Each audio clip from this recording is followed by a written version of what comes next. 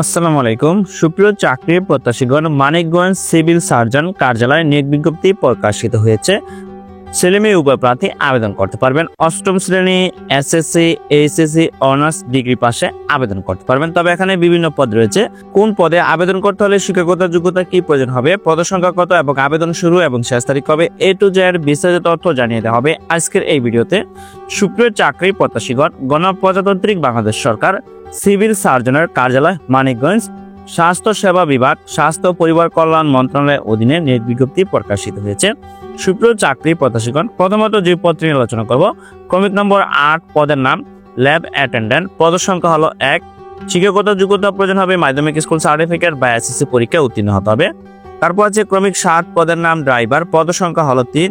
শিক্ষাগত যোগ্যতা প্রয়োজন হবে জুনিয়র স্কুল সার্টিফিকেট বা অষ্টম শ্রেণী বা জেএসসি সমমান পরীক্ষা উত্তীর্ণ হতে হবে। তবে অবশ্যই হালকা বা ভারী গাড়ি চালনায় হালনাগাদ বৈধ ড্রাইভিং লাইসেন্স থাকতে হবে। অভিজ্ঞতা সম্পূর্ণ চালকগণকে অগ্রাধিকার দেওয়া হবে। তারপর আছে ক্রমিক নম্বর 6, পদের নাম কোল্ড চেইন টেকনিশিয়ান, পদ সংখ্যা হলো 1। শিক্ষাগত যোগ্যতা প্রয়োজন হবে কোন শিক্ষিত বোর্ড হতে রেফ্রিজারেশন বা এয়ার কন্ডিশনিং ট্রেডে উচ্চ মাধ্যমিক সার্টিফিকেট বা ভোকেশনাল পরীক্ষা উত্তীর্ণ হলে আবেদন করতে পারবেন। তারপর আছে স্বাস্থ্য সহকারী পদ, সিভিল সার্জন কার্যালয়ের সবচেয়ে জনপ্রিয় যে পদটা সেটা হলো স্বাস্থ্য সহকারী পদ, পদ সংখ্যা হলো 47টি। শিক্ষাগত যোগ্যতা প্রয়োজন হবে উচ্চ মাধ্যমিক সার্টিফিকেট বা এইচএসসি পরীক্ষা উত্তীর্ণ হতে হবে। তারপর আছে পদের নাম স্টোর কিপার, পদ সংখ্যা হলো 5। শিক্ষাগত যোগ্যতা উচ্চ মাধ্যমিক সার্টিফিকেট বা এইচএসসি পরীক্ষায় উত্তীর্ণ হতে হবে।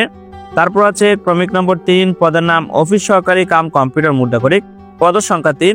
শিক্ষাগত যোগ্যতা প্রয়োজন হবে কোন শিক্ষিত বোর্ড হতে উচ্চ মাধ্যমিক সার্টিফিকেট বা এইচএসসি পরীক্ষা উত্তীর্ণ হতে হবে। তবে অবশ্যই কম্পিউটার ব্যবহার দক্ষতা জানা থাকতে হবে।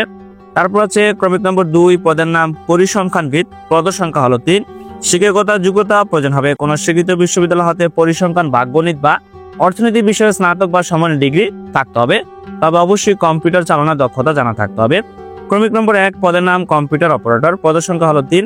শিক্ষাগত যোগ্যতা প্রয়োজন হবে কোন শিক্ষিত বিশ্ববিদ্যালয় হতে বিজ্ঞান বিভাগে স্নাতক বা সমান ডিগ্রি পাস হতে হবে। তবে অবশ্যই কম্পিউটার ব্যবহার দক্ষতা জানা থাকতে হবে। ছেলেমেয়ে উভয় প্রার্থী আবেদন করতে পারবেন।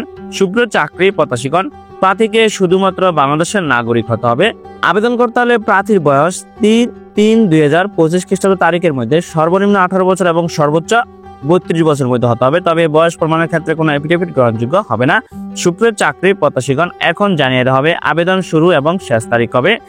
সুপ্রিয় চাকরি প্রত্যাশীগণ, যারা মানিকগঞ্জ সিভিল সার্জন কার্যালয়ে আবেদন করতে চান তারা অবশ্যই cs.manikganj.teletalk.com.bd ওয়েবসাইটে প্রবেশ করে অনলাইনে আবেদন ফর্মটি ফিল আপ করতে হবে। তবে অনলাইনে আবেদন করার শুরুর তারিখ 3/3/2025 খ্রিস্টাব্দ সকাল 10 ঘটিকা হতে এবং অনলাইনে আবেদনপত্র জমাদানের শেষ তারিখ 24/3/2025 খ্রিস্টাব্দ বিকাল 5টা পর্যন্ত।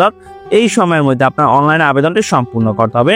সম্পূর্ণ একটি সরকারি চাকরির নিয়োগ বিজ্ঞপ্তি, সিভিল সার্জন কার্যালয় মানিকগঞ্জ।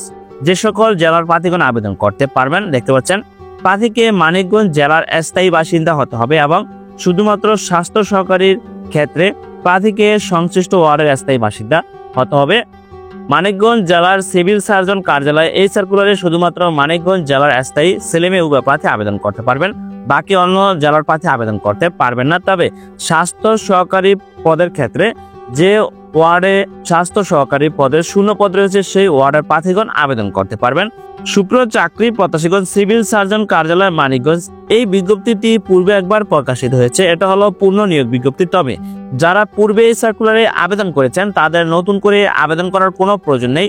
যারা নতুন প্রার্থী রয়েছেন তারা অবশ্যই যে কোনো পদে আবেদন করতে পারবেন। তবে একজন ব্যক্তি শুধুমাত্র একটি পদে আবেদন করতে পারবেন। ধন্যবাদ সকলকে, ভালো থাকবেন, সুস্থ থাকবেন, আল্লাহ হাফেজ।